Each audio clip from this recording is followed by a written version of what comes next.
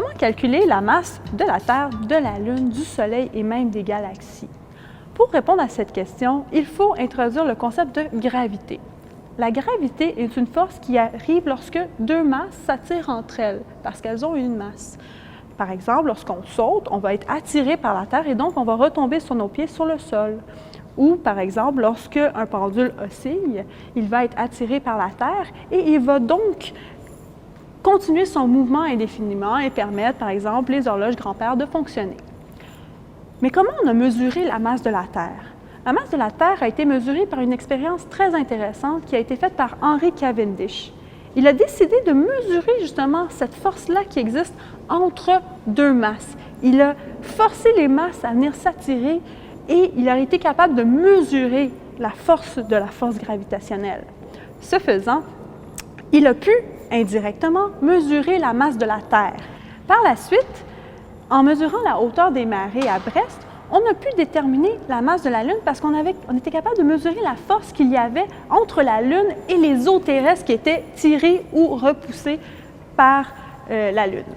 Ensuite, le Soleil, sa masse a été mesurée en utilisant la loi de Kepler. La loi de Kepler est une loi qui permet de prédire la trajectoire des comètes quand elles vont autour du Soleil. Donc, elles vont avoir une trajectoire un peu elliptique et elles vont passer très vite autour du Soleil.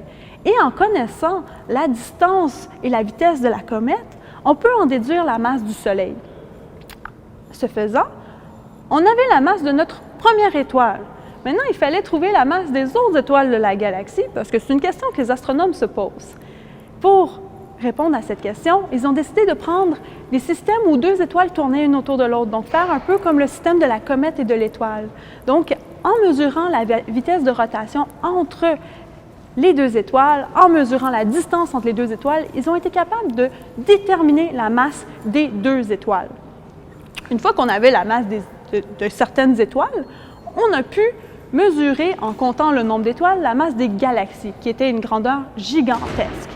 Mais un jour, en 1904, quand Einstein est arrivé avec sa théorie de la relativité générale, il a montré que la lumière pouvait être déviée par les galaxies, donc que le chemin de la lumière était dévié.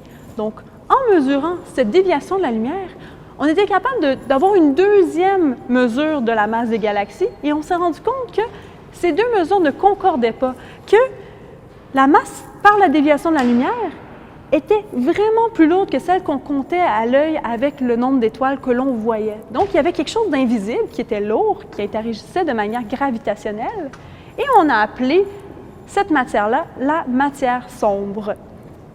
Et donc, c'est une matière qui est invisible à l'œil nu, qui est très lourde et qui, on s'en rend compte maintenant, a permis la formation des galaxies telles qu'on les connaît aujourd'hui.